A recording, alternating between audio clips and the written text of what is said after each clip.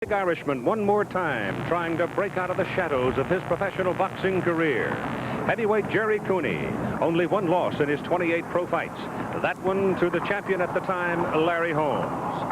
And today at the Cow Palace south of San Francisco, Gerry Cooney starts an effort that he hopes once more will lead to one more chance at the heavyweight championship of the world. He meets Eddie Gregg, ranked number 3 by the World Boxing Association. And Gregg, like Cooney, could very much use a win in his boxing career right now.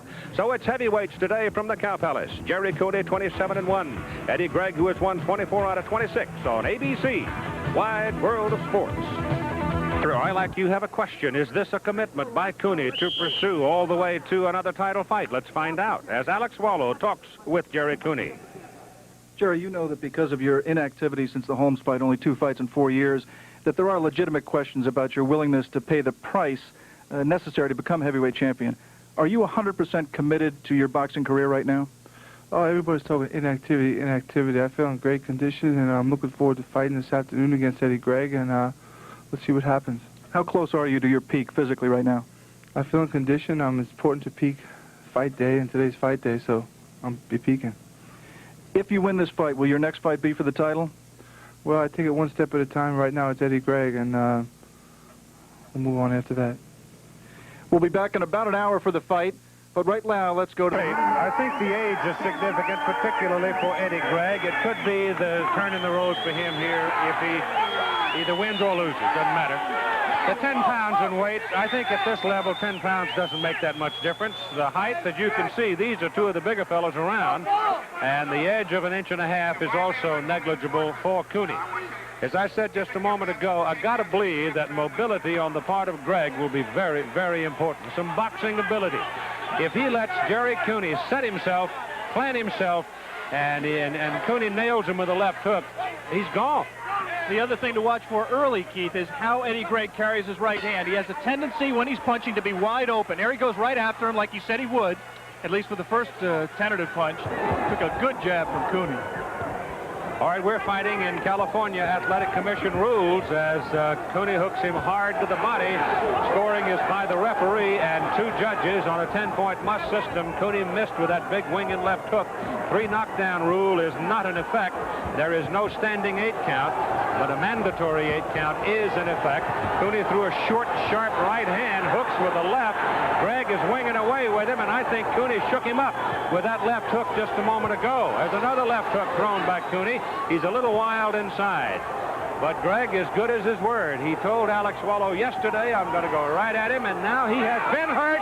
He is on trouble. His knees are wobbling, and Eddie Gregg has got a problem, though he did pop that left hand into Gerry Cooney's face. Gregg is shaken. He just doesn't have the power to stand there and trade with Gerry Cooney. And right now he doesn't have the mobility to move anymore. Right now, it just looks like a matter of time, Keith. Legs are almost gone for Eddie Gregg, it would appear. There's a hard uppercut, and down goes Eddie Gregg in the first round, and I don't think he's going to get up with any authority. He may not get up at all. It was a powerhouse left hook, flush on the jaw. Rudy Ortega, the referee, waves his arms, and this fight is over.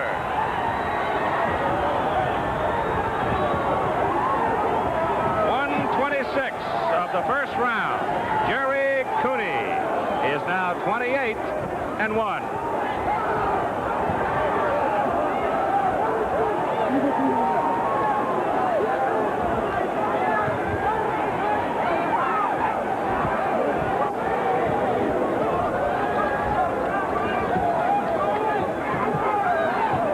Inside left hook there by Cooney.